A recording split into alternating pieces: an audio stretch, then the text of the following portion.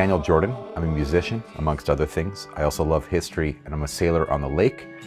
I was tasked with researching the history, the legends, the geography, the people of the region in the Interlake, and then to turn that into art. And as a songwriter, for me, of course, that was writing songs. Along the way, many people pointed out to me that who I should be talking to is Elder Ruth Christie, who was a knowledge keeper about the lake. Well, when the phone rang and he said who he was, yeah, we ate and then we just carried on.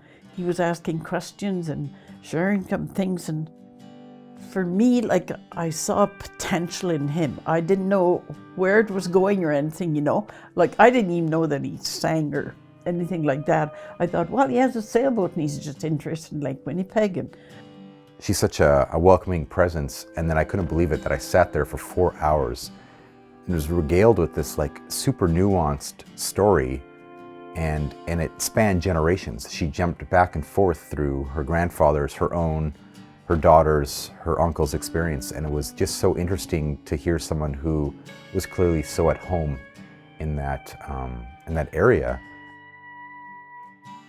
He would ask questions, and then he said, I hear these fishermen and people on Lake Winnipeg, you know, they're talking about these three sisters. Who are they? I don't know where the story originated, but we grew up with it, you know. And if you're in a boat and it's a storm on Lake Winnipeg, depending on whether you're North Basin or South Basin, these three waves come in succession. There's not a space between, they come right together. And if it's a really, really bad storm, then Agnes will be the first one, and then Mabel, and then Becky. And Becky is one that can just tear your ship in half. Having sailed out on the lake now, I understand how it is a thing on the lake that these three waves suddenly pop up out of nowhere. And it's true that Becky, the last one, yeah, she'll get you.